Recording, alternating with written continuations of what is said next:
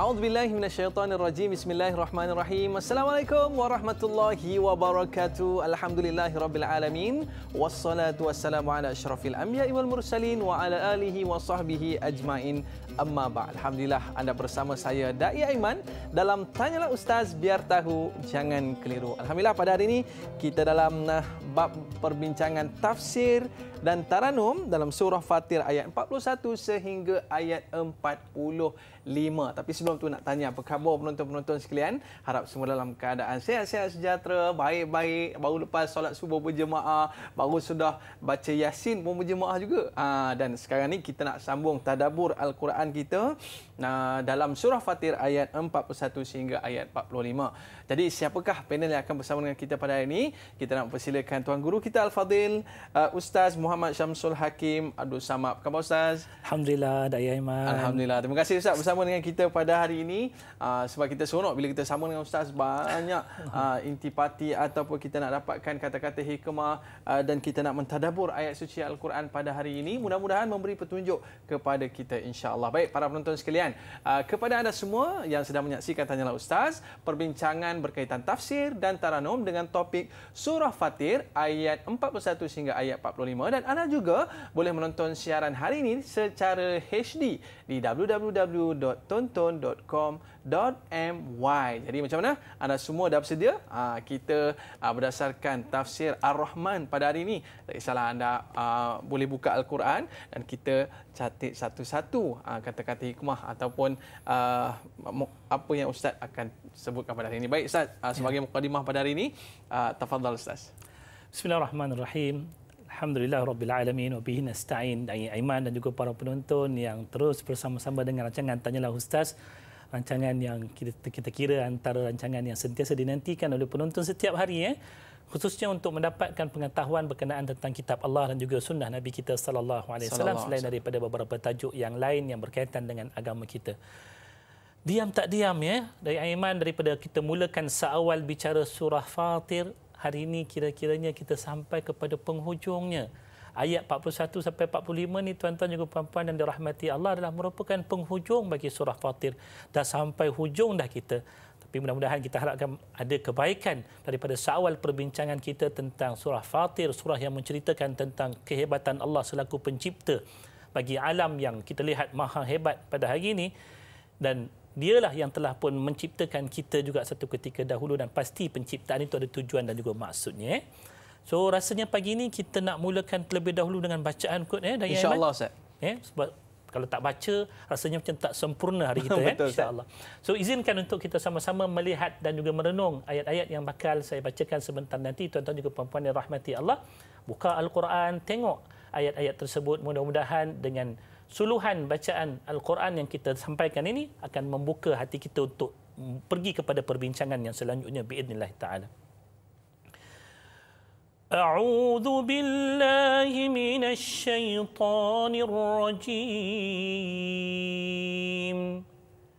Bismillahirrahmanirrahim.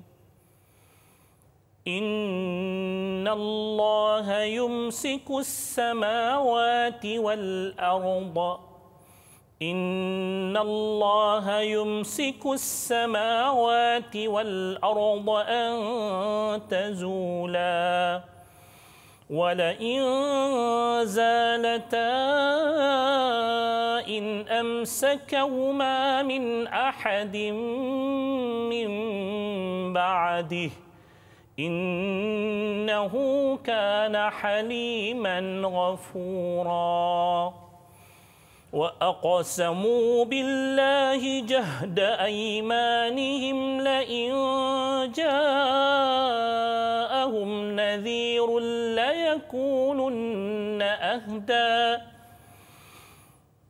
ليكونن أهدى من إحدى الأمم فلما جاءهم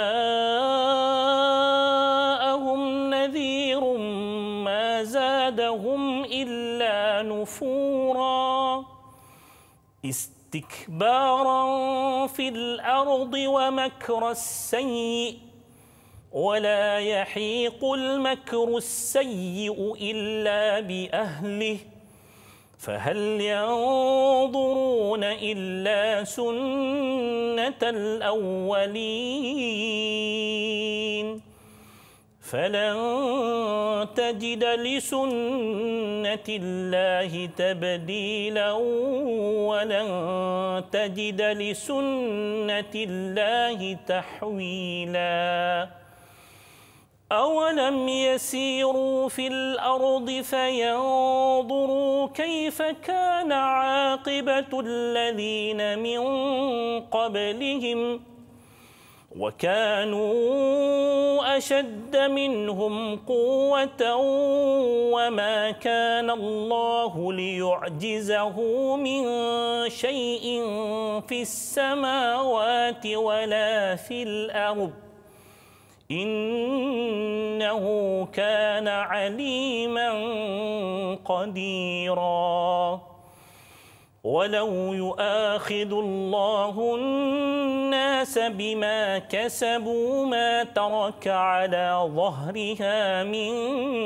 دابة ما ترك على ظهرها من دابة ولكن يؤخرهم إلى أجل مسمى فإذا جاء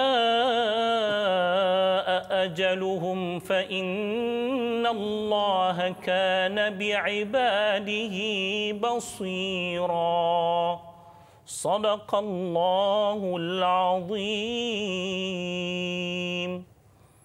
Silakan Datuk Aiman kalau nak dibacakan terjemahannya. Baik Ustaz, insya-Allah kita daripada ayat yang ke-41 yang bermaksud sesungguhnya Allah menahan dan memelihara langit dan bumi supaya tidak berganjak dari peraturan dan keadaan yang ditetapkan baginya. Dan jika keduanya yakni ditakdirkan berganjak maka tidak ada siapa pun yang dapat menahannya daripada berlaku demikian selain dari Allah. Sesungguhnya ia Maha Penyabar lagi Maha Pengampun. Ayat yang ke-42, dan mereka bersumpah dengan nama Allah dengan sesungguh-sungguh sumpahannya demi sesungguhnya jika datang kepada mereka seorang rasul pemberi ingatan dan amaran sudah tentu mereka akan menjadi orang-orang yang lebih betul jalan agamanya dari sebarang umat yang lain. Setelah datang kepada mereka seorang rasul pemberi ingatan dan amaran, maka kedatangan itu hanya menyebabkan mereka bertambah liar dari kebenaran. Ayat yang ke-43, sambil bersikap sombong, takbur di muka bumi dan berusaha merancang rancangan-rancangan jahat terhadap Rasul itu, sedang rancangan yang jahat itu tidak menimpa melainkan orang yang menjalankannya. Dengan keadaan yang demikian, maka tidak ada yang mereka tunggu selain daripada berlakunya kebinasaan menimpa mereka, yakni sebagaimana yang telah menimpa orang-orang kafir yang telah lalu. Kerana engkau tidak sekali-kali akan mendapati sebarang perubahan bagi sunnatullah, yakni undang-undang peraturan Allah. Dan engkau tidak sekali-kali akan mendapati sebarang penukaran bagi perjalanan, yakni sunnatullah itu. Ayat yang ke-44, dan sebagai buktinya, tidakkah orang-orang yang tidak mahu beriman itu telah mengembara di muka bumi, lalu mereka menyaksikan bagaimana kesudahan orang-orang kafir yang terdahulu dari mereka, sedang orang-orang itu lebih kekuatannya dari mereka. Dan sudah tetap bahawa kekuasaan Allah tidak dapat dilemahkan atau dihalangi oleh sesuatu pun sama ada di langit atau di bumi. Sesungguhnya ia adalah Maha mengetahui lagi Maha berkuasa. Ayat yang ke-45, dan kalaulah Allah mengirakan kesalahan manusia serta terus menyeksa mereka disebabkan amal-amal jahat yang mereka telah kerjakan, tentulah ia tidak membiarkan tinggal di muka bumi sesuatu makhluk yang bergerak, akan tetapi ia tidak bertindak dengan serta-merta. Bahkan ia memberi tempoh kepada mereka hingga ke suatu masa yang tertentu. Kemudian apabila sampai tempoh mereka, maka Allah akan membalas masing-masing dengan adilnya. Kerana sesungguhnya Allah sentiasa melihat keadaan hamba-hambanya. Baik Ustaz, inilah orang kata cara kita untuk mentadabbur. Ustaz, biasa kita baca dulu, kita akan baca tafsir, dan Ustaz, mungkin kita nak terus kepada ayat yang pertama ni Ustaz. Kita nak tadabbur ayat ini. Boleh kita mulakan Ustaz? InsyaAllah, silakan silakan. Ustaz. Apa yang dapat kita lihat daripada bicara ayat yang pertama yang kita nak perbincangkan hari ini, ayat 41. Betapa kalau surah yang kita sebutkan namanya tadi surah Fatir, iaitulah berkenaan tentang Allah yang Maha Mencipta. Salah satu yang kita lihat hampir dengan kita ialah bumi yang sedang kita berpijak di atasnya. Apa yang membuatkan kita boleh hidup di atas muka bumi ini tanpa sebarang kesukaran, ya Aiman, ya? Betul juga dengan para penonton. Kita takkan berada seperti mana kita berada di bahagian yang lain daripada bumi. Katalah kita keluar daripada orbit bumi ini, kan? Contohnya angkasawan kita berada di kawasan angkasa raya, bukan berada di atas muka bumi ini. Kesukaran untuk nak bergerak di sana, kita tahu dengan ketiadaan daya graviti yang menarik dan juga menetapkan kedudukan kita di atas muka bumi ini, semuanya berlaku dengan kekuasaan Allah. Dan apa yang berlaku daripada muka bumi ini, walaupun sesekali kita mungkin ditimpa dengan musibah, contohnya gempa bumi, tetapi tidaklah sampai peringkat setiap saat itu berlaku gempa bumi. Kecuali kalau mungkin orang yang ada penyakit, kan, dia rasa macam gempa bumi rupanya darah tinggi. Itu dah cerita lah. Tapi Allah Subhanahu Wa Taala yang menjadikan bagi kita bumi ini, kita dapat hidup kerana Allah yang telah menetapkan bumi itu sentiasa tunduk pada perintah Allah. Jangan kita kata bergoncang, jangan sampai membuatkan manusia itu sukar untuk hidup. Semua benda ini, kata Allah Subhanahu Wa Taala, ia berlaku di bawah sunnatullah, yang disebutkan dalam bahasa orang putih disebutkan sebagai law of nature.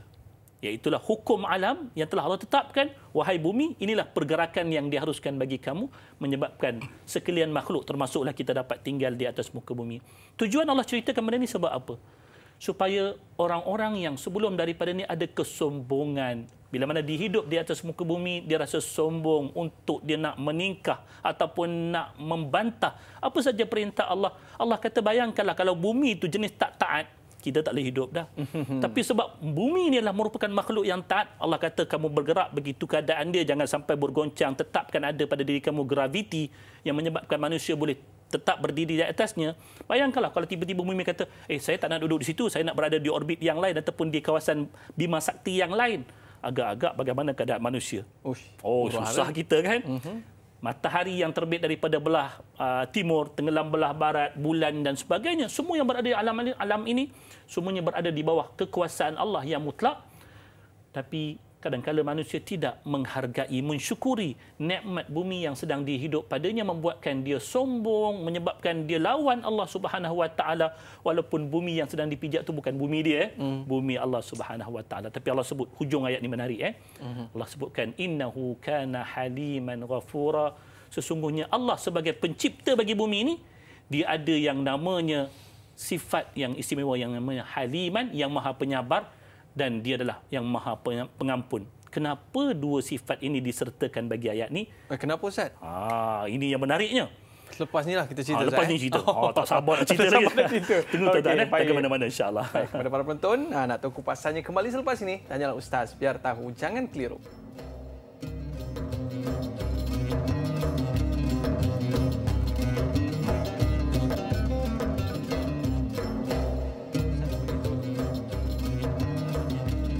Alhamdulillah, kembali dalam Tanyalah Ustaz, biar tahu, jangan keliru. Baik, saya rasa tak sabar sangat kita nak sambung perbincangan kita pada hari ini, Ustaz, dalam surah Fatir ayat 41 sehingga ayat 45. Tapi kita masih lagi dalam perbincangan ayat ke-41 yang mana menceritakan tentang ada dua sifat Allah ni, Ustaz, yang disebutkan di dalam surah Fatir ni, Ustaz. Mungkin Ustaz boleh kongsikan. Okey.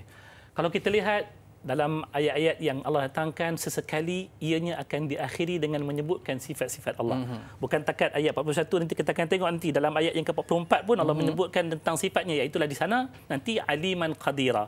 Tapi di sini Allah menyebutkan haliman ghafura.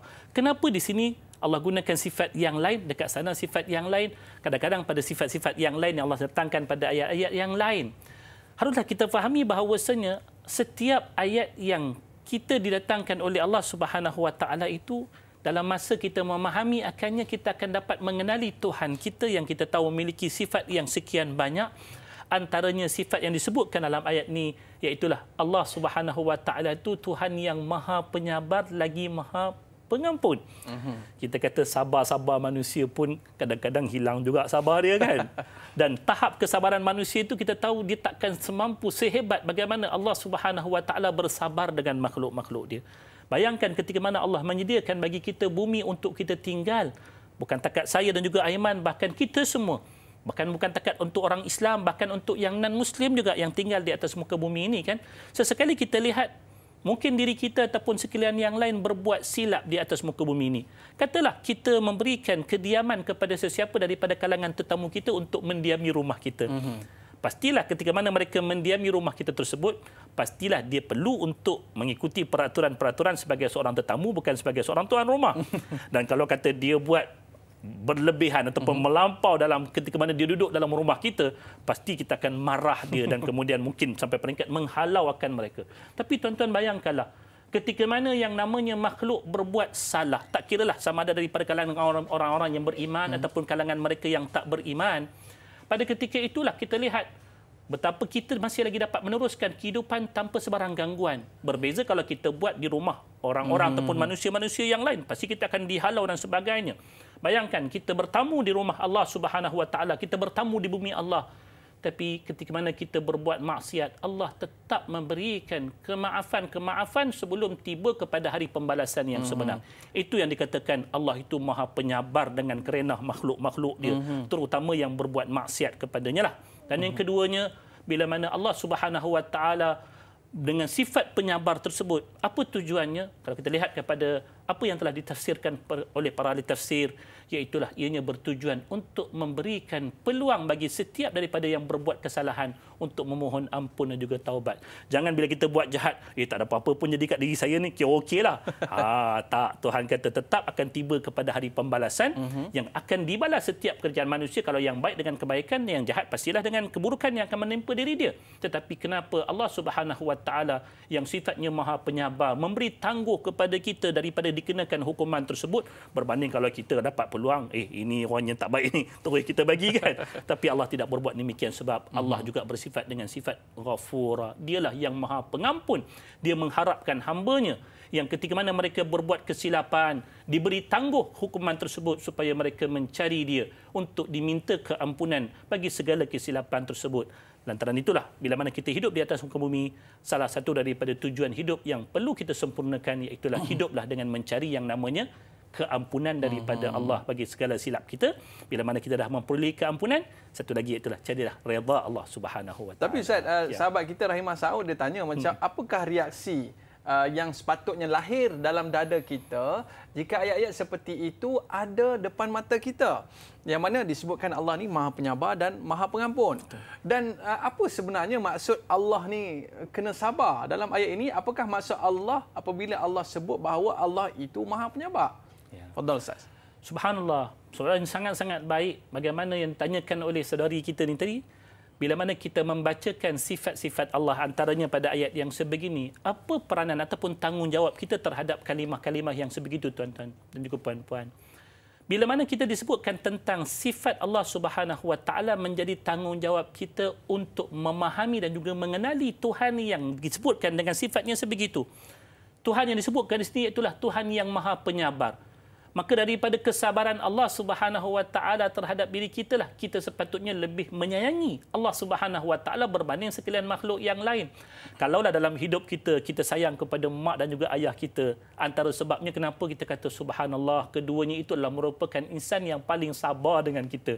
Time kita nakal, time kita tak dengar cakap, tidaklah diambil tindakan-tindakan yang keras terhadap kita berbanding kalau orang lain. Ketika mana kita menghilangkan kesabaran kita, silap hari bulan orang kata hilang kita daripada muka bumi ini kan, istilahnya begitu.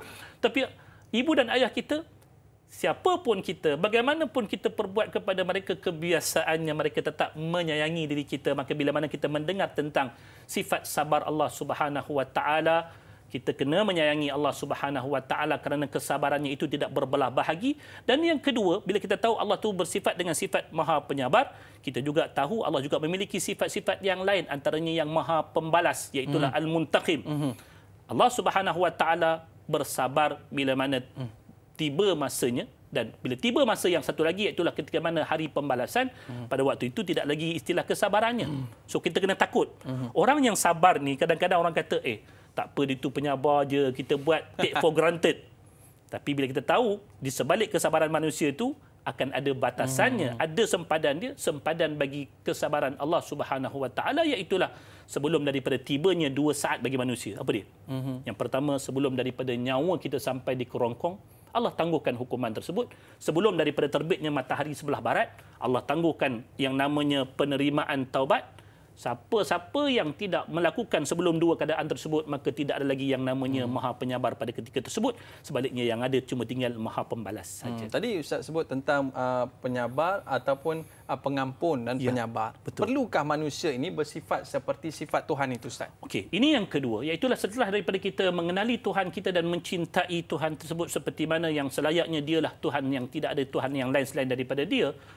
Apa yang kita dapat lihat daripada kesabaran Allah Subhanahu Wa Taala dengan sekalian hamba-Nya, apa yang dikatakan sifat pengampun Allah bagi sekalian hamba-Nya, itulah juga yang sepatutnya kita sebagai hamba Allah, kita sebagai sesuatu makhluk yang Allah ciptakan untuk tujuan-tujuan kebaikan ini, sepatutnya mengambil bahagian kebaikan tersebut untuk diri kita juga. Bila mana kita lihat Allah itu Maha Penyabar, seperti mana Allah bersabar dengan kekufuran manusia, dengan kejahatan manusia, kita sendiri dalam hidup kita kena banyak sabar, sebab sabar itu memberikan kelebihan yang banyak. Dan dalam masa yang sama, bila kita tahu Allah itu Maha Pengampun, pasti kita juga kena bersikap sebagai seorang yang bersedia memaafkan orang lain. Kerana di balik daripada kemaafan yang kita berikan kepada orang lain, Allah bersedia untuk mengampunkan kita satu ketika bila mana Allah menyebutkan dalam surah An-Nur, kan?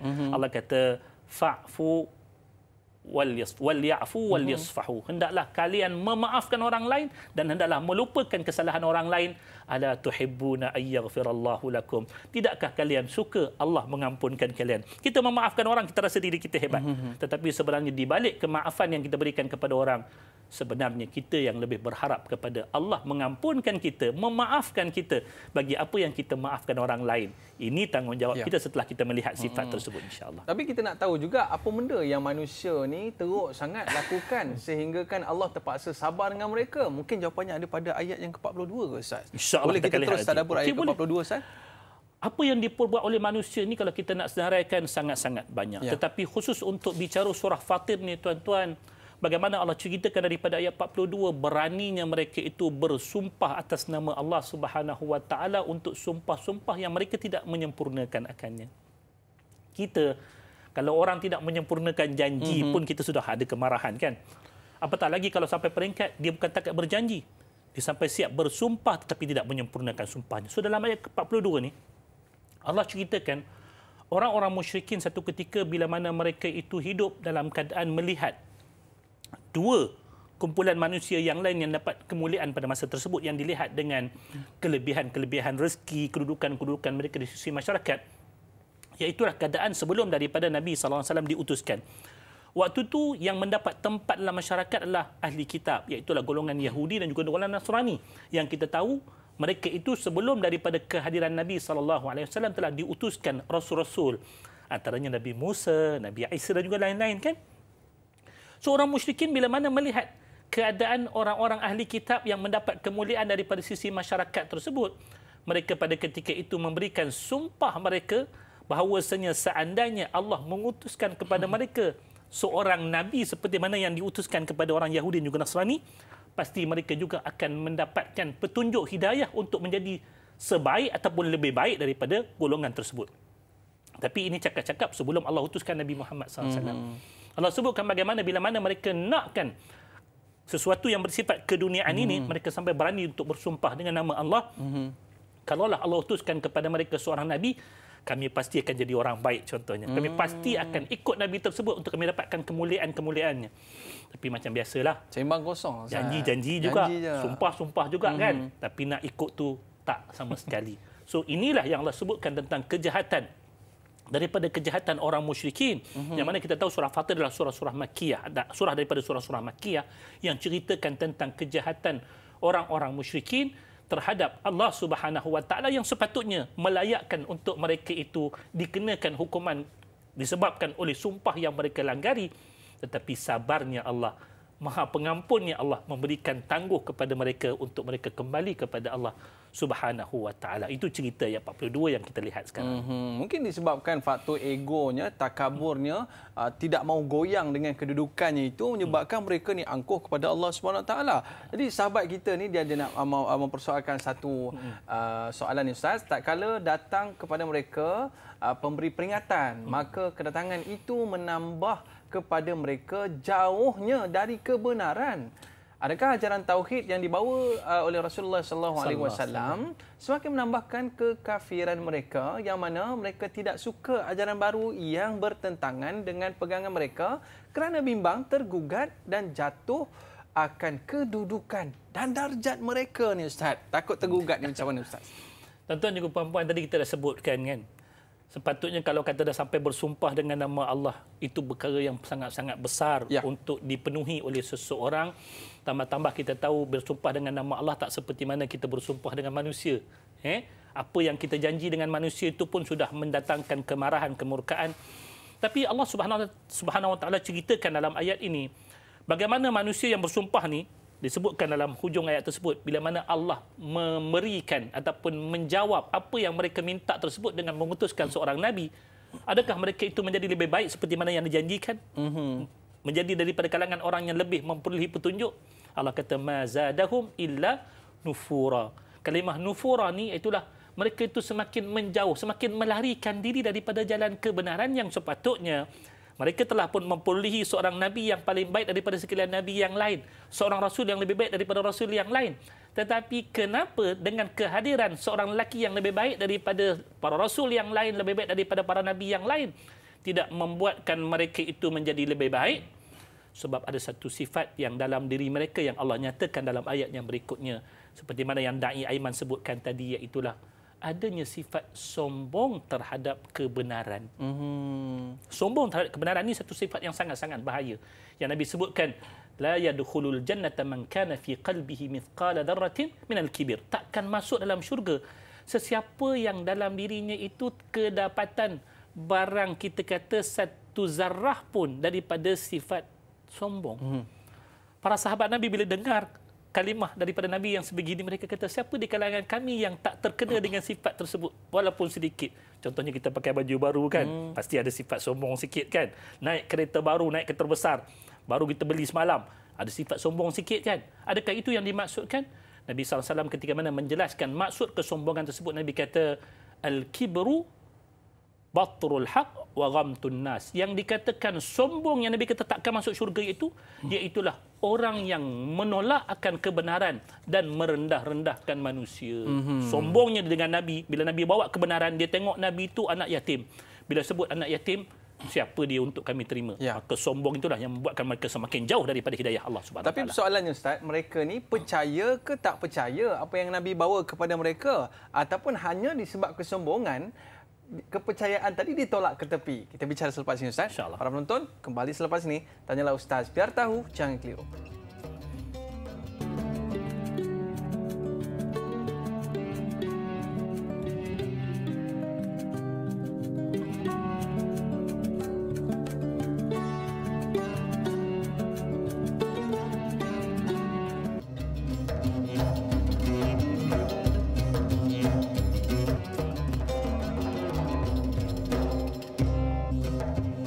Alhamdulillah, kembali dalam Tanyalah Ustaz, biar tahu, jangan tiru. Terima kasih kepada para penonton yang kekal setia bersama dengan kita pada hari ini membicarakan surah Fatir ayat 41 sehingga ayat 45. Baik Ustaz, sebelum kita nak pergi kepada soalan kita tadi Ustaz ni, sahabat kita ni ada lebih kurang dengan apa yang kita nak bicarakan ini, iaitu daripada Jura Azlin Sufyan ayat ke-42, dan mereka bersumpah dengan nama Allah dengan sekuat-kuat sumpah. Bagaimana sumpah yang dibenarkan dalam syarak, dan berdosakah jika asyik bersumpah sahaja dalam setiap perkara walaupun diketahui ianya tidak benar? Fadhal Ustaz. Bila mana sebutkan tentang sumpah ia satu bahagian daripada bahagian yang telah pun ditetapkan dalam syariat kita, adanya kebenaran untuk kita melakukan sumpah tersebut mengikut kepada keperluan-keperluannya. Contohnya dalam kita memberikan penyaksian dan sebagainya, ada keperluan untuk sumpah itu diberikan, maka diberikan kebenaran tersebut pada ketikanya. Tetapi apa yang telah dinyatakan berkenaan tentang orang-orang musyrikin satu ketika dahulu, ketika mana disebutkan mereka itu bersumpah dengan sekuat-kuatnya, ya, mereka mengikuti panduan-panduan bersumpah seperti mana yang telah ditetapkan. Antaranya iaitulah mereka bersumpah dengan menyebutkan nama Allah Subhanahu Wa Taala. Ini antara cara kita bersumpah yang dimestikan untuk kita melakukan yang sedemikian rupa, sama ada kita menggunakan nama Allah ataupun nama khas yang tertentu bagi Allah Subhanahu Wa Taala ataupun sifat-sifat Allah Subhanahu Wa Taala. Ini antara salah satu daripada syariat dalam kita bersumpah, iaitu bersumpah hanya dengan menggunakan nama Allah dan juga sifat-sifatnya sahaja. Adapun yang selain daripada nama Allah ataupun sifat-sifatnya, kita dilarang daripada menggunakan perkataan tersebut sebagai sumpah kita tersebut. Contohnya kita kata saya bersumpah atas nama ibu dan ayah saya. Ya. Tak boleh. Kita bersumpah atas nama Aiman yang handsome. Contohnya lah. Tak boleh. Sebaliknya sumpah itu hanyalah kita boleh wa idza halaftum fala tahlifu illa billah. Kata Nabi SAW, bila mana kalian bersumpah maka janganlah kalian bersumpah melainkan dengan menyebut nama Allah Subhanahu Wa Taala. Yang keduanya, janganlah ianya dibuat sebagai satu bahan untuk memperolok-olokkan ataupun kita nak membuat satu sumpah yang disebutkan sebagai sumpah palsu. Nak bermain-main dengan sumpah itu satu perkara yang sangat-sangat dilarang. Sikit-sikit kita kata, oh, orang kata nak pergi mana ni? Oh, sumpah nak pergi sekian-sekian. Sedangkan benda tersebut tak ada keperluan pun untuk menyatakan yang sedemikian rupa, kerana kita tahu sumpah ini hanya perlu dihadirkan bila ketika mana ia diperlukan, contohnya dalam penyaksian dan sebagainya. Manakala yang ketiganya, iaitulah kalau tadi kita membuat ataupun memperolok-olokkan sumpah tersebut, dan kalaulah sampai peringkat kita kata dia sampai peringkat mengada-ngadakan sumpah palsu, itu lagilah satu benda yang dilarang oleh Islam. Dan kalau kita lihat pandangan para ulama, antaranya Al-Imam Az-Zahabi rahmatullahi ta'ala alaih ketika mana menyebutkan tentang sumpah palsu ini yang diistilahkan dalam istilah syarak kita sebagai yaminul ghamus. Kenapa dikatakan yaminul ghamus? Al-ghamus ni apa dia? Satu sumpah yang akan menyebabkan si penyumpah itu akan terjerumus dalam neraka Allah Subhanahu Wa Taala, yang akan membenam mereka dalam neraka Allah. Lalu bagaimana yang dikatakan yaminul ghamus ni? Dia telah pun mengadakan satu sumpah, tetapi sumpah itu diri sendirinya mengetahui bahawasanya apa yang disumpah itu adalah benda yang palsu. Contohnya dalam dia nak menyabitkan sesuatu kesalahan kepada seseorang yang tak bersalah, tetapi demi kerana nak menyalahkan dia, maka dia telah bersumpah bahawasanya saya nampak dia mencuri, sedangkan apa yang telah diperbuat oleh orang tersebut, dia tak mencuri pun dan tak berbuat seperti mana yang disumpah oleh orang yang telah pun memberi sumpah itu tadi. Maka siapa yang melakukan perbuatan yang sedemikian rupa, Al-Imam Az-Zahabi rahmatullahi ta'ala alaih memasukkan ianya daripada bahagian yang bukan dosa kecil, tetapi ia daripada bahagian dosa besar, dan itulah juga yang telah disepakati oleh para a'immah yang lain berkenaan tentangnya. Inilah sekurang-kurangnya 3 syarat yang perlu kita perhatikan tak kala mana kita hendak mengambil apa-apa sumpah. Yang pertama, pastikan sumpah kita itu pada sesuatu yang hanya melibatkan nama Allah, sifat-sifatnya. Yang kedua, jangan memperolok-olokkan ataupun berbuat main dengan sumpah tersebut. Dan yang ketiga, jangan mengadakan sumpah-sumpah palsu yang akan menyebabkan orang yang bersumpah dengan keadaan yang demikian akan membenamkan dirinya dalam neraka. Wala'iyadu billah. Mereka ni golongan musyrikin ni Ustaz. Mereka dah lihat depan mata mereka tentang mukjizat Nabi SAW. Dan mereka telah diberi peringatan. Dan mereka diturunkan dengan para rasul yang telah memberi nasihat kepada mereka. Tapi mereka ni masih lagi tak boleh nak faham apa yang Nabi cerita. Adakah mereka ni percaya ataupun sebenarnya memang mereka tak percaya apa yang Nabi bawa, tapi hanya disebabkan kesombongan tadi Ustaz, mereka menolak keyakinan mereka tadi Ustaz? Tuan-tuan dan puan-puan rahmati Allah, apa yang telah pun Nabi SAW sampaikan kepada mereka itu sudah tentu lebih jelas daripada apa yang dikeluarkan oleh mulut saya. Kan? Sebab tanggungjawab Nabi yang telah pun Allah perintahkan kepada Nabi, ya ayyuhar rasulu balligh ma unzila ilaika min rabbik. Wahai Rasul, sampaikanlah apa yang telah diturunkan kepada kamu daripada risalah Allah Subhanahu Wa Taala. Bererti Nabi sudah tentu telah pun menjelaskan dengan sebaik yang mungkin apa yang sepatutnya mereka ketahui. Dan kita boleh katakan mustahil bagi mereka tidak memahami bicara Nabi, sebab Nabi diutuskan daripada bahasa yang sama, bangsa yang sama yang mereka hidup dengannya, iaitu orang musyrikin, orang Arab pada ketika tersebut, dan Nabi SAW adalah yang berbahasa seperti mana bahasa mereka, yang berbangsa dengan bangsa mereka. So tak ada masalah, istilahnya tak ada masalah masalah komunikasi istilahnya. So kalaulah Nabi SAW sudah pun menjelaskan keseluruhan pelajaran dan juga pengajaran daripada Islam kepada mereka, lalu datangnya penentangan daripada mereka, agak-agak kalaulah bukan kerana kesombongan, kedegilan mereka dalam menerima kebenaran tersebut, apa lagi sebab yang lain. Bahkan ada sebahagian daripada mereka yang telah pun mengenali diri Nabi daripada sudut latar belakangnya dan juga kehidupannya sebagai seorang yang baik. Contohnya Abu Lahab. Abu Lahab kan pak saudara Nabi. Betul. Kenal sangat Nabi daripada kecil sebagai seorang anak yang sangat-sangat baik, yang tidak pernah berbuat masalah kepada sesiapa, bahkan dipercayai kehidupannya. Tetapi saat Nabi SAW menyeru kepadanya untuk mengucapkan 2 kalimah syahadah, dia menyebutkan kepada Nabi, celaka kamu. Adakah kerana ini kamu himpunkan kami, kata Abu Lahab. Lalu kalau apa yang diperbuat oleh Abu Lahab tersebut, kalau kita fikir daripada sudut berfikir yang benar ataupun cara berfikir yang betul, ada sebab lainkah yang menyebabkan terhalangnya Abu Lahab daripada mengikuti dakwah Nabi tersebut? Kalau bukan kerana kesombongannya, kedegilannya, sebab dia bimbang, dihilang kedudukannya sebagai pemimpin kota Mekah di kala mana orang mungkin mengikuti dakwah Nabi, maka kemungkinan besar Nabi itulah yang akan diangkat sebagai orang yang terutama, dan kemudian bila mana dihilang jawatan dia pada ketika itulah dia akan hilang kepentingan-kepentingan dalam bentuk harta dan juga dunia dia. Itu yang dibimbang sangat sebenarnya. Tapi kita pelik lah, apa benda yang ada dalam hati dia sampai dia ni tak boleh terima kebenaran ni? Mungkin kita nak melihat pada ayat yang ke-43, Ustaz. Betul. Fadhal, Ustaz.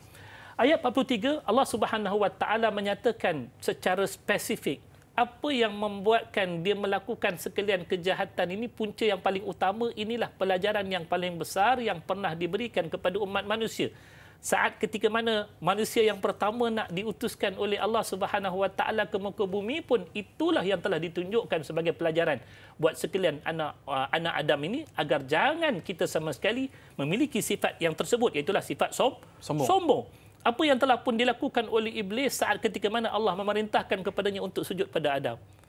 Pada ketika itu datang kesombongan yang kita tahu yang akhirnya akan menyebabkan dia tersingkir daripada syurga Allah, dan kemudiannya dia menjadi musuh ketat bagi anak Adam, dan akhirnya dia akan dihumban ke dalam neraka Allah. Apa sifat tersebut, tuan-tuan? Sombong. Aba wastakbara. Dia enggan kata Allah dan kemudian dia menyombong diri. Maka inilah yang telah dilakukan oleh orang-orang musyrikin yang mengikuti jejak langkah syaitan, yang sepatutnya dia tak ikut jejak langkah syaitan untuk menjadi sombong. Sebaliknya dia ikut Nabi SAW yang kita kenali. Bagindalah merupakan orang yang sentiasa merendah diri dengan orang lain. Sentiasa memperlakukan orang lain dengan penuh hormat. Tidak sama sekali menidakkan kebaikan-kebaikan manusia dan juga kemudian berkongsi dengan mereka kebaikan-kebaikan dirinya. Tetapi untuk orang musyrikin, kenapa mereka itu sampai peringkat jadi begini? Allah sebutkan secara jelasnya, iaitulah punca yang paling utamanya sampai berani nak bersumpah dengan nama Allah. Pasal apa? Dia kata tak jadi apa-apa pun kalau saya bersumpah dengan nama Allah. Sombong kan? Macam budak-budak kan? Bila mana dia naik basikal pacak, Willy kan? Kawan dia kata, kau nanti sekejap lagi kan accident nanti kan? Dia pacak-pacak dia punya basikal. Sombong, dia kata tak jadi apa-apa pun tak jadi apa. Lepas tu dia kenalah. Tapi masa dia sombong tu, pasti dia akan berani untuk mencabar undang-undang yang ada, untuk tidak melakukan yang sedemikian rupa. Maka manusia yang musyrikin pada satu ketika begitulah sifat mereka waktu mereka didatangi dengan kesombongan tersebut. Hatta kita kata menyalahi sumpah mereka dengan Allah yang Maha Perkasa, yang telah mereka lihat sebenarnya kisahnya. Sebelum daripada kedatangan Nabi, kita tahu kisah yang paling besar yang pernah diperlihatkan kepada mereka, kekuasaan Allah ke atas tentera Abrahah kan. Macam mana Allah menghancurkan tentera Abrahah yang cuba melawan Allah Subhanahu Wa Taala itu sehancur-hancurnya. Pelajaran itu telah pun ada dalam diri mereka. Tapi ia tidak menerbitkan kesedaran yang sebenar, menyebabkan mereka pula yang melakukan perkara-perkara yang bertentangan dengan kehendak Allah, antaranya bersumpah dengan sumpah yang palsu, dan sampaikan mereka berani untuk melakukan kejahatan terhadap Rasul yang diutuskan oleh Allah. Sebab apa? Sebab sombong yang pertama, dan daripada kesombongan itulah yang membuatkan mereka tidak mampu untuk mentaati perancangan-perancangan Allah terhadap diri mereka, antaranya mentaati Rasul, ikut apa yang Allah suruh. Sebaliknya mereka itulah yang menjadi perencana bagi pekerjaan-pekerjaan jahat yang Allah sebutkan wa makras sayyi. Bukan takat sombong. Bila ada sombong tu dia tak mau dengar cakap Allah. Bila tak mau dengar cakap Allah, dia buat plan dia sendiri. Apa plan dia sendiri? Kerja jahatlah jawabnya. Sebab orang yang ikut perencanaan Allah pasti dia akan jadi orang yang baik dan merencana pekerjaan yang baik. Macam kita hari ini kan. Kalau hari ini kita hidup kerana Allah Subhanahu Wa Taala, hidup kita, mati kita, amalan ibadah kita semuanya untuk Allah yang kita bacakan inna salati wa nusuki wa mahyaya wa mamati lillahi rabbil alamin. Pasti dalam minda kita setiap masa tuan-tuan pasti nak buat baik yang Allah suka dengan kita. Tapi kalau kita tak ada minda sebagai seorang hamba Allah nak mencapai redha daripada Allah, pasti setiap masa yang kita hidup, setiap saat tu kita nak isi dengan lepas ni nak buat jahat apa lagi? Lepas ni nak buat jahat apa lagi? Itulah yang dibuat oleh orang musyrikin. Sampailah peringkat mereka merencana untuk bunuh Nabi SAW dalam peristiwa sebelum daripada hijratul Rasul. So ini dua perkara yang Allah sebutkan kejahatan mereka yang menyebabkan mereka itu sangat-sangat dimurkai oleh Allah Subhanahu Wa Taala. Sedangkan mereka telah mengetahui kebinasaan yang telah berlaku pada umat-umat Nabi terdahulu. Dia dah tahu dah. Tapi dia masih lagi buat seolah-olah macam menjemput azab yang seterusnya menimpa diri mereka pula. Kerana disebutkan di sini berkali-kali akan mendapati sebarang perubahan bagi sunatullah. Kita nak tahu selepas ini Ustaz apa maksud sunatullah itu sebenarnya. Para penonton jangan ke mana-mana. Kembali selepas ini. Tanyalah Ustaz biar tahu, jangan keliru.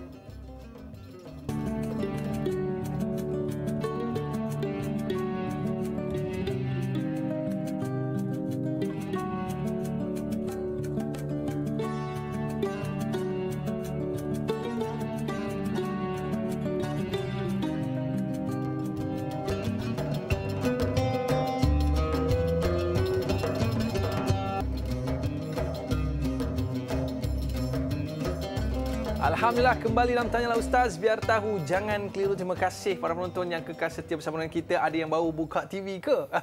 Kita dalam perbincangan surah Fatir ayat 41 sehingga ayat yang ke-45. Kadang-kadang manusia ni Ustaz, dia tak ada apa masalah pun dalam hidup dia.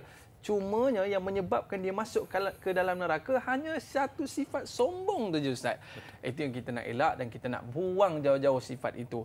Namun begitu, kita lihat di dalam ayat yang ke-43 tadi, sekali-kali akan dan engkau tidak sekali-kali akan mendapati sebarang perubahan bagi sunatullah.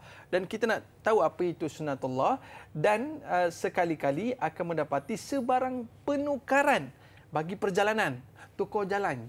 Macam mana, apa maksud sebenarnya itu Ustaz? Dalam kejadian yang telah pun Allah ciptakan alam ini, dia ada dia punya law of nature dia. Dalam bahasa-bahasa yang lain dia orang kata, tapi kita sendiri tak kurang bersetuju dengan istilah tersebut sebab segala-galanya berada di bawah pengaturan Allah Subhanahu Wa Taala, yang orang katakan kalimah karma tu kan, orang-orang yang daripada agama yang lain. Tapi kita sendiri kita kata semuanya telah pun Allah tentukan. Siapa-siapa yang berbuat baik maka dia akan menerima pembalasan yang baik. Siapa yang berbuat jahat maka dia pasti akan dibalasi dengan perkara yang jahat. Ini salah satu daripada law of nature yang takkan kita kata berubah sama sekali daripada dulu sampai bila-bila. Apa yang telah Allah tentukan daripada perjalanan alam ini, setiap yang merencana perencanaan yang jahat, apa pun yang mereka perbuat pastilah ianya akan berbalik kepada diri mereka. Kan? Contohnya kita kata hari ini kita berbuat jahat kepada orang, maka esok hari pasti akan ada yang menjahati diri kita sendiri. Apa yang telah pun diberikan pesannya dalam satu hadis Nabi SAW, Nabi kata, if'alu ma syi'tum kama tadinu tudan. Nabi kata, buatlah apa saja yang kamu nak buat, tapi kamu kena ingat, seperti mana hari ini kamu berhutang kepada orang lain, pasti kamu akan dihutangi satu ketika nanti. Seperti mana kamu melakukan sesuatu keburukan ataupun kebaikan kepada sesiapa, dalam bahasa orang putih mudahnya kita kata what you give you get back. Itu je lah. Apa yang awak buat, itu yang awak akan dapat. Hal jazaul ihsani illal ihsan, kata Allah, bukankah balasan bagi pekerjaan yang baik itulah kebaikan? Maka lawannya, siapa yang berbuat jahat, dia pasti akan menerima pembalasan yang jahat. Lantaran itulah kalau kita lihat dalam ayat yang ke-43 yang kita bacakan tadi, tak kala mana mereka itu merencana perencanaan yang jahat terhadap diri Nabi SAW, maka Allah Subhanahu Wa Taala tetap akan menyelamatkan rasul-rasulnya. Allah tetap akan menyelamatkan orang-orang yang beriman dan orang-orang yang taat padanya. Sebaliknya, setiap daripada perencanaan yang jahat yang cuba dikenakan terhadap orang-orang yang baik, yang akan menguruskan mereka, yang akan membereskan mereka, tak lain tak bukan adalah pencipta bagi alam ini dan pencipta bagi kita semua, iaitulah Allah pasti akan mengambil tindakannya ke atas orang-orang yang jahat tersebut.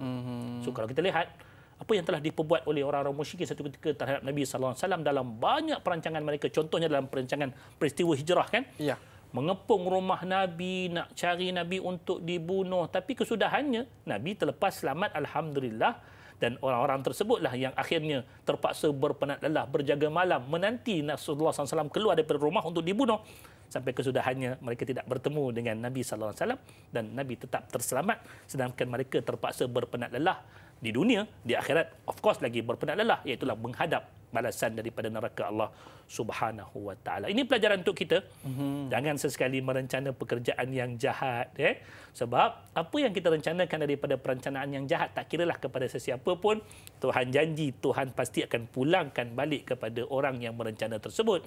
Seperti mana yang telah Allah nyatakan dalam firman Allah Subhanahu wa taala dalam surah Al-Baqarah, dalam surah Ali Imran dan sebagainya. Contohnya Allah menyebutkan dalam ayat ke-9, yukhadi'un Allah walladzina amanu wa ma yakhda'una illa anfusahum wa ma yash'urun. Mereka itu cuba untuk menipu daya Allah dan juga orang-orang yang beriman.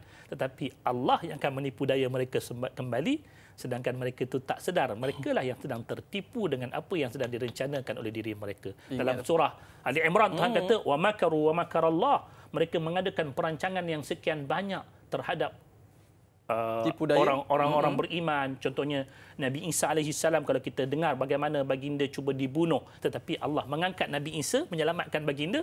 Sebaliknya yang mengadakan perancangan jahat itulah yang akhirnya menerima akibat yang buruk di dunia dan juga di akhirat. Pendek cerita senang je. Jangan fikir nak buat jahat dekat orang. Nanti kau dapat balik tau. Wallahu ta'ala. Sebab tu di hujung ayat tu dia sebut apa Ustaz? Sekali-kali akan mendapati sebarang penukaran bagi perjalanan. Maknanya orang yang buat jahat ni dia tak mungkin akan berakhir dengan kebaikan Ustaz. Maknanya secara sunnatullah itu orang yang buat jahat ni akan dibalas jahat dan orang yang baik akan dibalas dengan kebaikan. Tapi itulah Ustaz, kita ingat kita nak teruskan kepada ayat yang ke-44 sebab mereka ini mungkin dah melihat sesuatu yang telah dibuktikan di atas muka bumi tapi masih lagi berdegil. Boleh kita terus ke ayat ke-44 Ustaz? Ayat 44 sebagai pelengkap kepada pembuktian bahawasanya pembalasan Allah itu sempurna.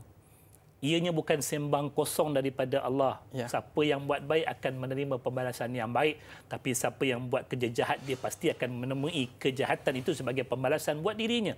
Maka Allah kata berpada untuk mereka itu berjalan mengelilingi akan bumi ini yang menyediakan kepada mereka contoh nyata daripada kehidupan-kehidupan umat-umat yang terdahulu, bagaimana mereka yang telah pun menentang akan Allah dan juga Rasulnya, mereka itu pasti akan menemui pengakhiran yang buruk. Kalau sebutlah tentang kaum 'Ad, satu kaum yang pernah dikatakan mereka itulah yang membina tamadun Babylon. Kaum Thamud yang mengukir batuan-batuan besar untuk dibuat rumah. Firaun yang sampai membina kuburan-kuburan pun sudah lebih hebat daripada rumah kita. Piramid tu kan, piramid tu bukan rumah, itu kubur tu. Kubur pun dah sebesar tu, dah hebat tu kan. Tapi akhirnya ke mana mereka? Adakah mereka itu berada pada puncak kemuliaan dan puncak kehormatan? Tidak. Kesudahan bagi mereka adalah kehinaan dan juga kehinaan di dunia dan di akhirat. Itu juga mereka akan menemui benda yang sama. Tetapi bagi setiap mereka yang beriman, yang menunjukkan jalan taat, Allah memberikan ganjaran mereka kepada mereka seawal daripada kehidupan di dunia. Para rasul bagaimana kehidupan mereka dimuliakan oleh Allah. Para sahabat Nabi yang sentiasa taat perintah Allah juga perintah Rasul, Abu Bakar radhiyallahu taala anhu, Umar, Uthman, Sayyidina Ali radhiyallahu taala anhu, kesemua daripada mereka kita tahu pengakhiran kehidupan itu adalah penghidupan yang baik-baik belaka.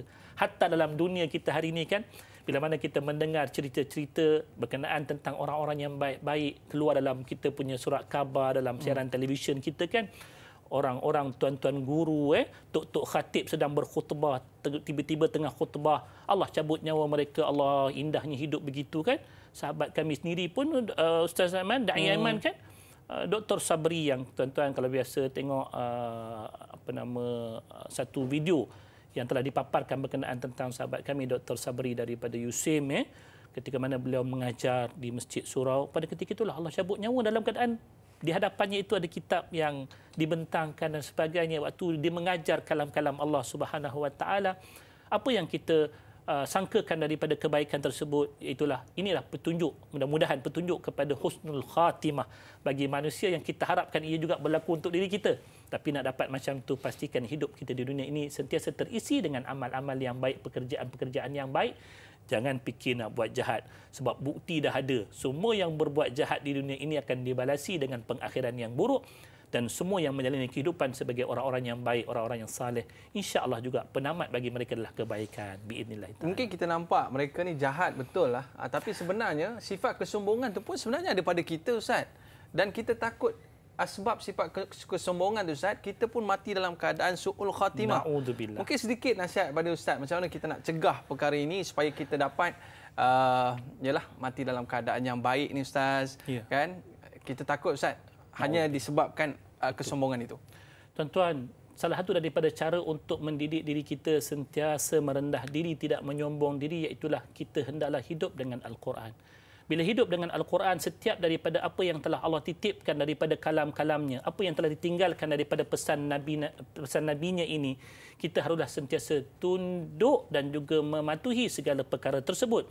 Seperti mana yang telah Allah nyatakan dalam suratul Hadid, Alam ya'ni lilladhina amanu an takhsha'a qulubuhum li dzikrillahi wa ma nazala minal haq. Allah kata, tak sampaikah masanya lagi untuk orang-orang yang beriman itu tunduk hati mereka terhadap apa yang telah didatangkan oleh Allah Subhanahu wa taala daripada kebenaran. Bila kita sentiasa latih diri kita untuk melihat ayat-ayat Allah yang memerintahkan kita untuk sekian macam perintah dan kemudian kita tunduk kepada Allah, insya-Allah bila mana kita tidak menyombong diri dengan Allah, pasti kita juga tidak akan ada kesombongan dengan makhluk-makhluknya. Tapi dengan Allah pun kita sombong, dengan manusia apatah lagi kan. So kat situlah sebenarnya didikan yang Allah berikan. Kita kena hidup dengan suluhan Al-Quran, dengan bimbingan Al-Quran. Mudah-mudahan kesombongan yang telah dijelaskan oleh Nabi SAW sebagai menolak akan kebenaran dan merendah-rendahkan manusia itu terjauh daripada hidup kita, insya-Allah.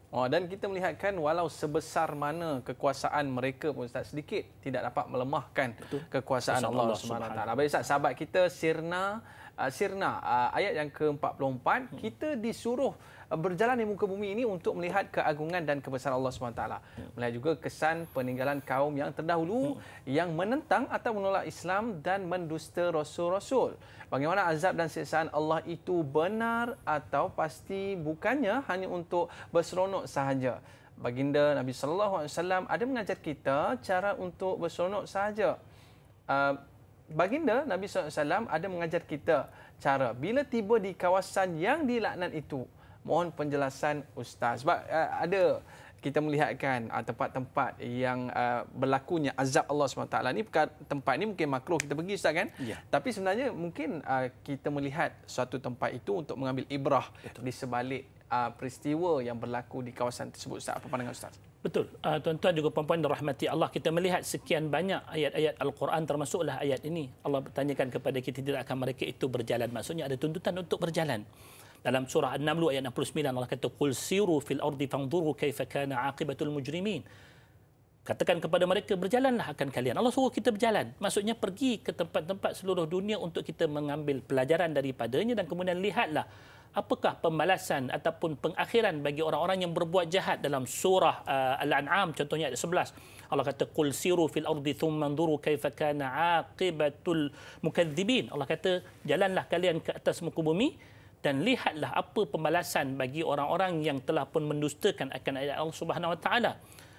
Kita, kalau kita sengaja ataupun kita saja-saja nak berjalan ke tempat tersebut atas nama pelancongan semata-mata, tetapi tanpa mengambil pelajaran daripadanya, maka itulah seperti mana yang disebutkan oleh Da'i Aiman tadi. Perkara tersebut adalah perkara yang dilarang daripada kita untuk melakukan, seolah-olah kita nak berseronok pada ketika mana satu ketika dahulu tempat tersebut pernah datangnya kemurkaan Allah padanya.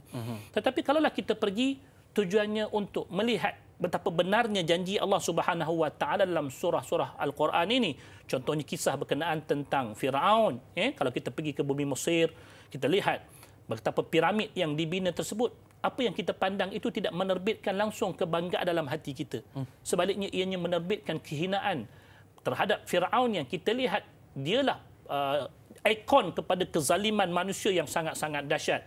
Kita pergi ke kawasan kaum Thamud, kita pergi ke kawasan kaum Ad, kita mendengar cerita berkenaan tentang mereka yang dihancurkan oleh Allah seperti mana yang diceritakan dalam surah Al-Haqqah. Betul. Fa amma 'adun fa uhliku bit-taghiyah. Kaum Ad ni Allah hancurkan dengan pekikan yang sangat kuat yang menghancur leburkan mereka. Adapun kaum Thamud yang Allah hancurkan dengan tiupan angin selama 8 hari 7 malam tanpa henti, ribut taufan.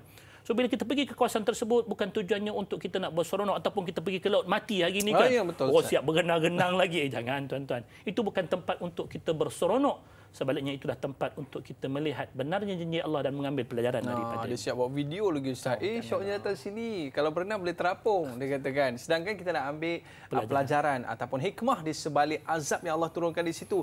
Jangan lama-lama nanti kita pula terkena azab itu. Na'udzubillah. Baik Ustaz, kita dah tamat di TV3. Para penonton, jangan ke mana-mana. Kita ada sambungan 30 minit di TV9 selepas ini. Berehat dahulu, tanyalah Ustaz. Biar tahu, jangan keliru.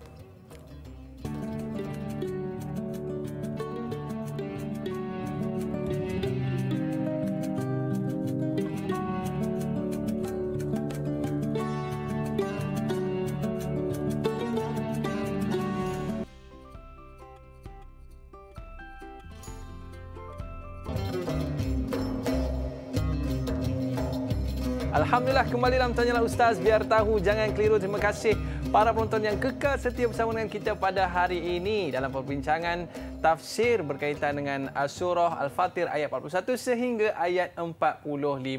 Abang Ustaz tadi bila sebut tentang laut mati ni Ustaz, teringat sebab waktu saya pergi bawa mak ayah waktu saya belajar di sana Ustaz, ada satu tu kita nampak ada lumpur tu yang mana dia letak dekat muka dan dia lumur dekat satu badan Ustaz.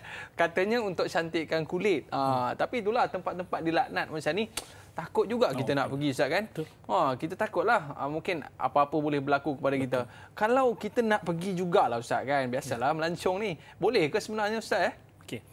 Kita nak ceritakan betapa Islam itu memberikan kepada kita garis panduan yang cukup jelas. Kalaupun kita kata kita nak menyahut perintah daripada Allah tadi kan seperti mana yang telah kita bacakan daripada surah An-Naml, surah Al-An'am dan juga yang lain-lain daripadanya termasuklah surah ni Tuhan suruh kita berjalan kan. Dah sampai, contohnya dah sampai ke Jordan, takkanlah tak nak pergi tengok kesan tersebut, contohnya lah kan. Tetapi kalau kita lihat keadaan itu pernah berlaku dalam hayat Nabi SAW. Ya, satu ketika dahulu Nabi dalam perjalanan baginda menuju ke kawasan peperangan Tabuk. Pada ketika itulah disebutkan dalam riwayat yang telah diriwayatkan antaranya oleh Al-Imam Al-Bukhari rahmatullahi taala alaih, Nabi melintasi kawasan Al-Hijr. Surah Al-Hijr kan, apa itulah tempat kediaman yang pernah didiami oleh kaum Samud. Maka pada ketika itulah Nabi SAW perintahkan kepada para sahabat, janganlah kalian memasukinya melainkan dalam keadaan kalian menangis. Iaitulah kita menginsafi keadaan tersebut dan minta sungguh-sungguh daripada Allah jangan ditimpakan kita seperti mana yang telah ditimpakan terhadap kaum-kaum yang pernah menzalimi diri mereka dan juga berbuat jahat terhadap Allah Subhanahu Wa Taala. Yang pertama adab dia, masuk tempat tersebut dalam keadaan tolonglah jangan bergelak, ketawa, bergembira, sebaliknya masuk dalam keadaan yang menginsafkan kita. Kalau kita tak mampu menangis, dalam hadis tersebut disebutkan jangan kamu masuk. Kalau rasa-rasa nak masuk situ untuk gelak-gelak, untuk nak seronok-seronok, jangan masuk. Senyum pun jangan. Kita menzahirkan keinsafan kita pada masa tersebut, antaranya menerusi jalan. Kalaupun tak mampu untuk menangis teresak-esak, sekurang-kurangnya ada raut wajah yang menggambarkan kesedihan kita terhadap apa yang berlaku daripada kemurkaan Allah Subhanahu Wa Taala. Antaranya juga bila mana diceritakan keadaan Nabi tak kala mana melintasi kawasan tersebut, baginda akan segera menutupi kepala baginda. Maksudnya adakan sesuatu yang kita tutup seolah-olah kita nak berlindung daripada azab, andai kata ia turun. Nabi tutup kepala baginda. Dan yang ketiganya iaitulah kena segera berlalu meninggalkan tempat tersebut. Bila mana kita dah tengok, dah nampak, tak payahlah nak sampai menginap. Ini yang disebutkan oleh Al-Imam Ibn Al-Qayyim rahmatullahi ta'ala alaih. Dia kata, kalaupun kita nak pergi melihat ke tempat tersebut, dilarang bagi kita untuk menginap dan menetap di tempat tersebut. Sebaliknya, kita hanya menyinggah untuk melihat keadaan yang telah pun diceritakan oleh sejarah tersebut dan kemudian segera meninggalkan tempat tersebut. Inilah 4 benda yang disebutkan tadi. Yang pertama, masuk dalam keadaan kita menangis, segera meninggalkan tempat tersebut, menutup bahagian kepala kita seolah-olah kita nak berlindung daripada azab murka Allah Subhanahu Wa Taala, dan yang keempatnya, jangan menetap ataupun tinggal di tempat tersebut walaupun dibuat hotel lebih bintang di tempat-tempat tersebut. Jangan. Baik, itu di antara adab yang perlu kita jaga dalam kita nak pergi tempat-tempat yang dimurkai oleh Allah Subhanahu Wa Taala. Tadi saya suka satu perkataan Ustaz, iaitu what you give you get back. Jadi mungkin perkataan tersebut Ustaz kita boleh menelusuri pada ayat yang ke-45 Ustaz. Boleh kita sambung Ustaz? Fadhal. Penutup bagi surah ini bagi saya adalah merupakan satu punch, satu pukulan yang sangat-sangat kuat untuk menghapuskan segala kesombongan-kesombongan diri kita kalaupun ia ada. Wala'iyadzubillah. Allah kata sebenarnya tak kala mana kita hidup dengan kesombongan tersebut, satu perkara yang perlu kita fikirkan bersama-sama. Adakah ketika mana manusia melakukan kesombongan dan perbuatan yang melambangkan kesombongan tersebut, Allah tidak boleh segera mengambil tindakan kepada mereka?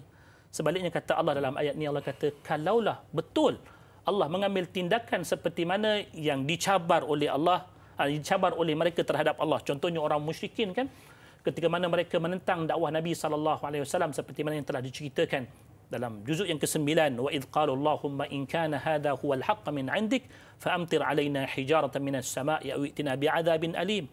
Ada yang menyebutkan ia ungkapan salah seorang daripada musuh ketat Nabi SAW, Nadhr bin al-Harith, saat ketika mana Nabi SAW memberikan ancaman akan datangnya murka Allah kepada mereka, mereka sampai berani dengan kesombongan tersebut mencabar.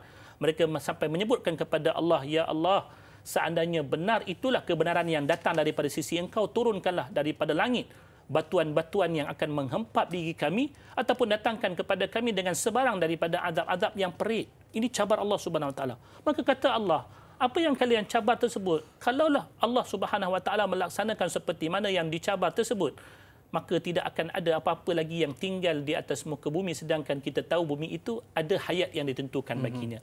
Bila sebutkan bumi itu ada hayat yang ditentukan baginya, maka ada keperluan untuk makhluk-makhluk itu mendiami di atas muka bumi.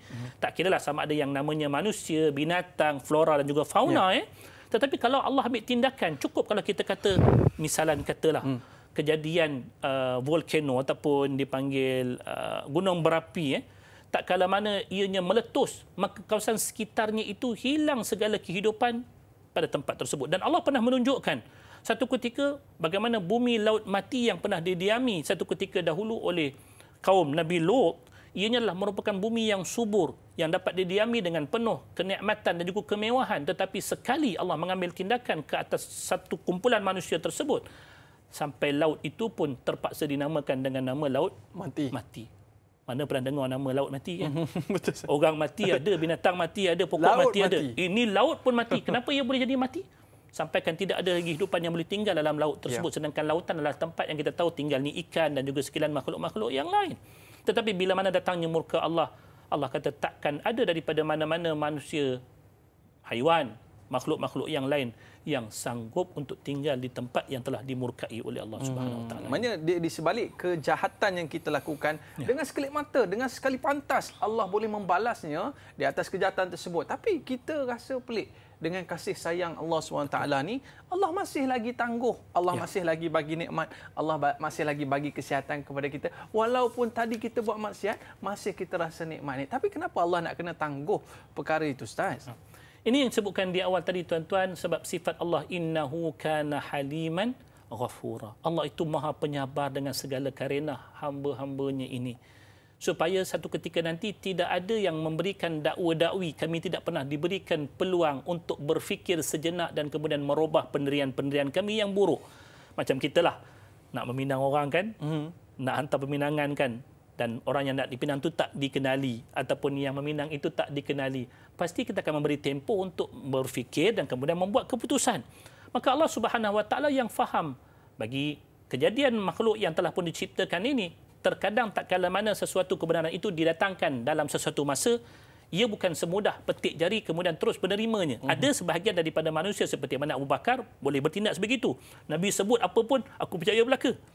Tapi ada insan-insan contohnya seperti mana Adi bin Hatim, seorang sahabat Nabi, tetapi di awal sebelum daripada dia memeluk Islam pada tahun ke-9 daripada Hijrah, dia adalah merupakan musuh ketat Nabi. Tetapi bila mana Islam telah pun membuka kota Mekah dan dia diajak untuk berfikir kembali apa yang telah diperbuat terhadap diri Nabi, dan lihatlah daripada kebaikan diri Nabi, akhirnya dia berubah walaupun mengambil tempoh yang sedikit lama. Maka keadaan tersebutlah Allah Subhanahu Wa Taala berikan kepada manusia-manusia secara umumnya, setiap daripada kejahatan manusia itu diberi tempoh supaya adanya fikir kembali terhadap apa yang diperbuat untuk diperbetulkan dan dikembalikan kepada keadaan yang sebaiknya ataupun keadaan yang lebih baik berbanding sebelum daripadanya. Walaki yuakhiruhum ila ajalin musamma, Allah tangguhkan, memberikan peluang kepada kita sampai kepada peringkat yang terakhir, di mana ketika mana datangnya kehancuran setelah diberikan tempoh tersebut, hilang hujah manusia untuk berhujah selepas daripada itu, sebab Allah telah memberikan peluang. Tapi kita lihat pada ayat yang terakhir Ustaz, kerana sesungguhnya Allah sentiasa melihat keadaan hamba-Nya. Betul. Kalau kita tengok keadaan di Palestin, mereka diserang bertubi-tubi. Kalau kita melihat kekuasaan Allah SWT di dalam ayat ini menyatakan bahawa Allah boleh hapuskan mereka sekelip mata.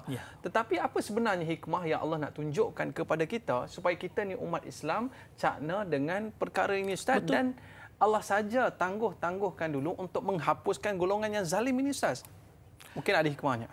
Apa yang disebutkan oleh Nabi sallallahu alaihi wasallam berkenaan tentang hal ini selain daripada apa yang kita dengar dalam firman Allah dalam surah Ibrahim, Allah kata wala tahsabannallaha ghafilan amma ya'maludz zalimun. Jangan kalian menyangka bahawasanya Allah itu alpa dan juga leka terhadap apa yang diperbuat oleh orang-orang yang zalim. Bila mana orang-orang zalim membuat sesuatu kezaliman mereka, kadang-kadang mereka merasakan tidak ada sesiapa pun yang memerhatikan mereka ataupun sesiapa pun yang menyedari perbuatan zalim mereka. Bahkan kadang-kadang mereka berani untuk menyorokkan perkara tersebut daripada pengetahuan dunia seperti mana yang diperbuat oleh orang-orang Yahudi.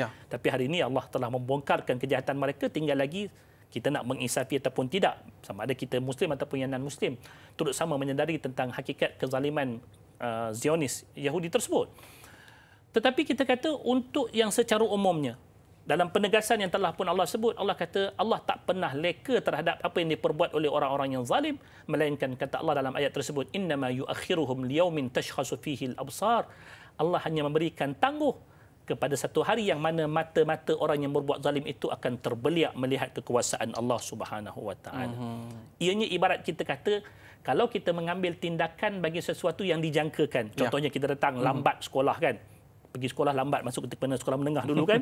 Lambat pergi sekolah, kita tahu hari ini mesti kena denda dengan pengawas yang namanya kena tutup tampi, kena lagi keliling padang, kena caput temucut dekat padang bola. Itu denda-denda yang dijangkakan.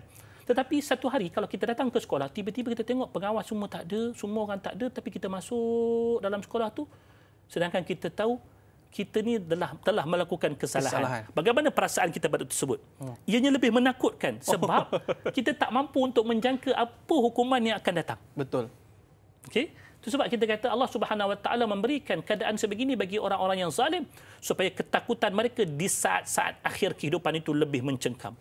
Sebab dia tahu dia telah berbuat jahat, sekalian macam kejahatan dia telah berbuat. Cuma yang dia tak tahu bagaimanakah keadaan pembalasan yang dia akan hadap walaupun ia telah dikhabarkan. Ia lebih bersalah daripada kesalahan ataupun denda yang diberikan. Dan bila Ustaz sebut tentang keinsafan ni, sahabat kita Saziatus Siddiq dia menyebutkan ayat yang ke-45. Apakah ayat ini untuk kita sentiasa bersyukur kerana Allah masih dikurniakan usia, kerana pintu taubat itu sentiasa terbuka. Sesungguhnya Allah Maha melihat tingkah laku hamba-Nya sebelum ajal menjelma. Ustaz, kita nak mungkin di akhir-akhir ni Ustaz, kita nak ada satu keinsafan pada diri kita. Allah Maha melihat dan Allah Maha berkuasa di atas segala perkara. Betul.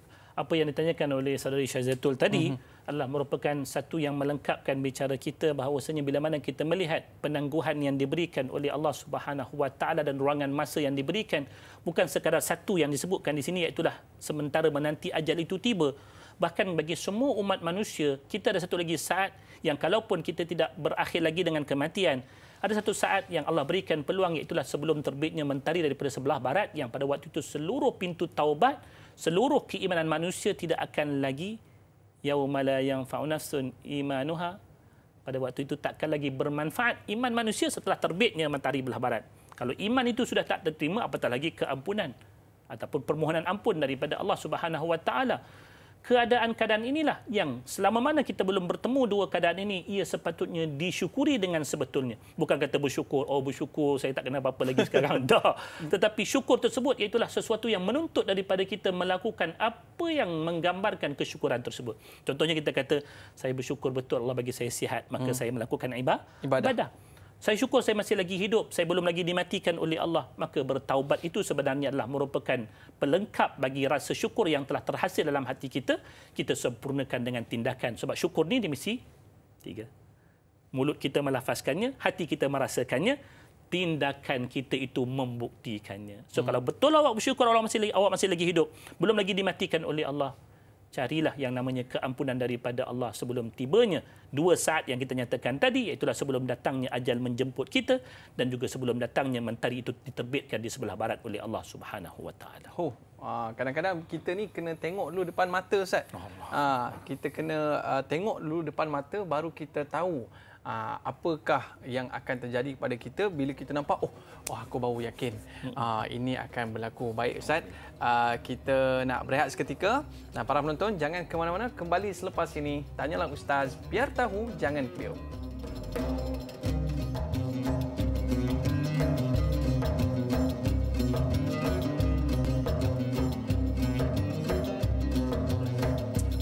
Alhamdulillah, kembali dalam Tanyalah Ustaz, biar tahu, jangan keliru. Terima kasih para penonton yang kekal setia bersama kita pada hari ini dalam perbincangan surah Fatir ayat yang pertama sehingga ayat yang ke-45.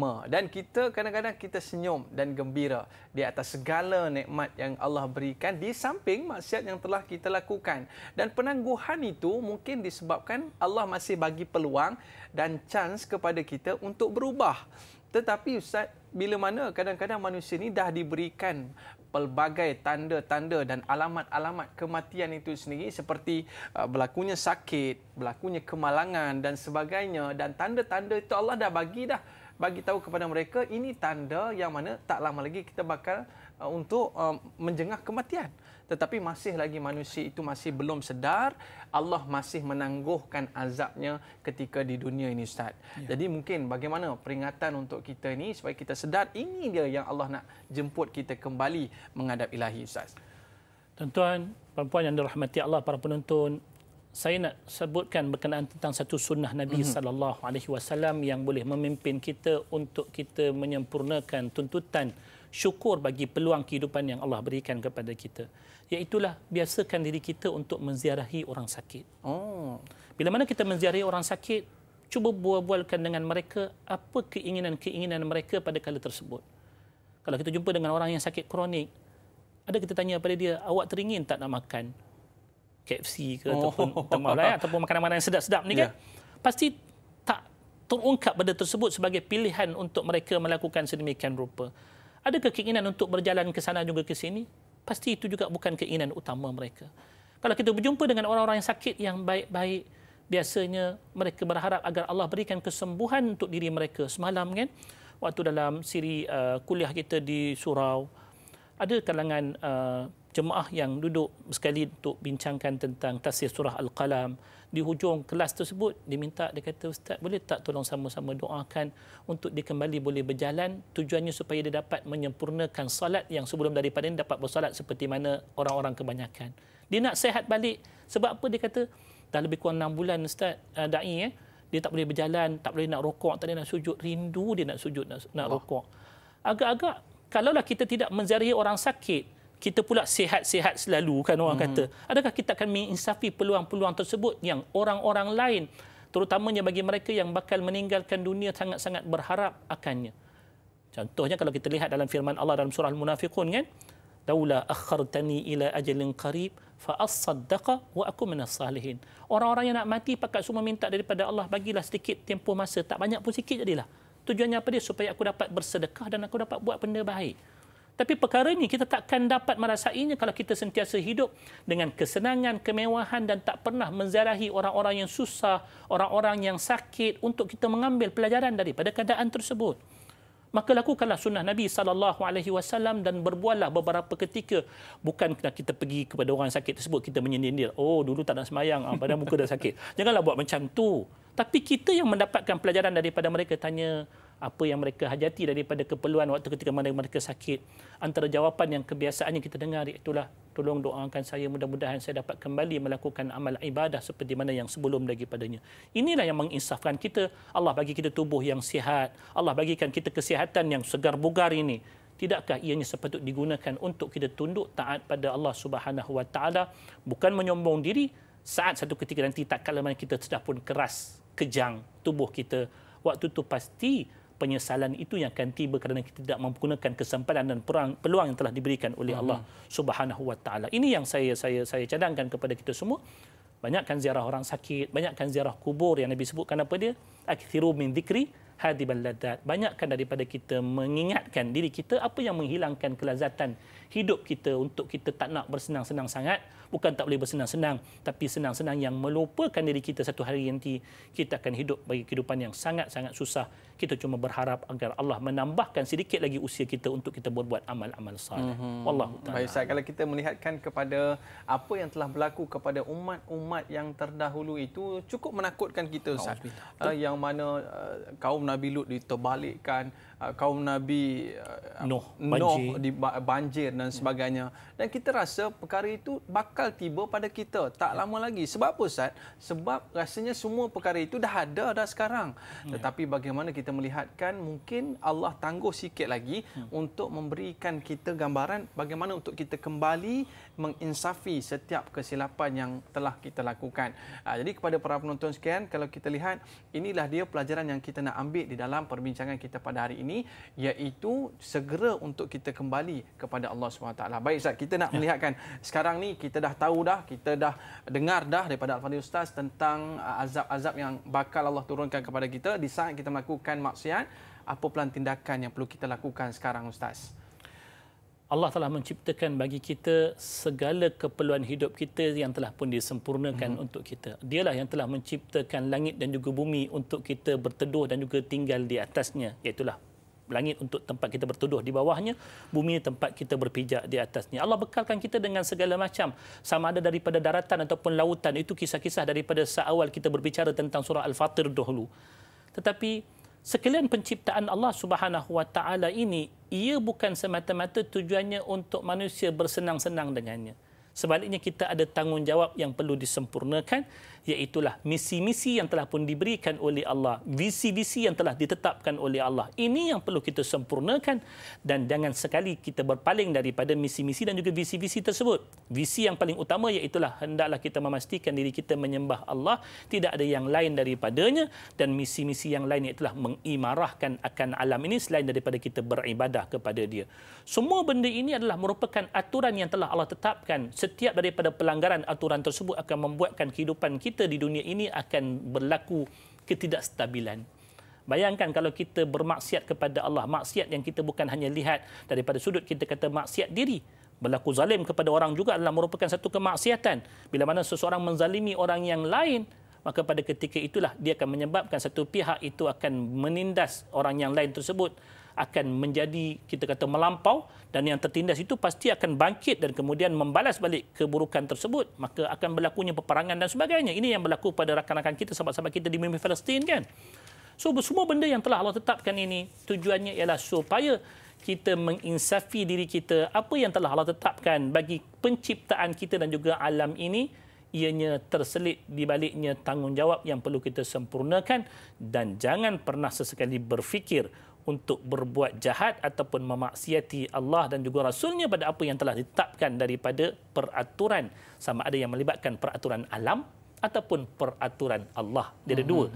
Satu yang dinamakan sebagai sunnatullah, satu yang dinamakan sebagai syariatullah. Dua-dua benda kita kena patuh, barulah kita akan dapat hidup dalam keadaan aman, makmur, tenteram. Bayangkan kalau kita semua ikut aturan alam, tak membuang sampah merata-rata, bumi ini akan bersih, kita dapat menghirup udara yang segar.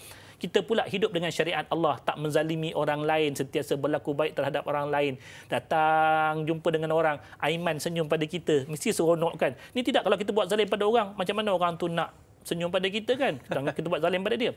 Semua benda inilah yang telah diajar oleh surah Fatir kepada kita. Ingat dunia, ianya tempat yang menjadi jambatan kita ke akhirat, insya-Allah. Insya-Allah. Baik Ustaz, kita dah berada di akhir siaran, jadi kita minta Al-Fadhil Ustaz untuk mengimamkan bacaan doa menutup kita pada hari ini. Tafadhal Ustaz. Bismillahirrahmanirrahim. Alhamdulillahi rabbil alamin. Wassalatu wassalamu ala asyrafil anbiya'i wal mursalin.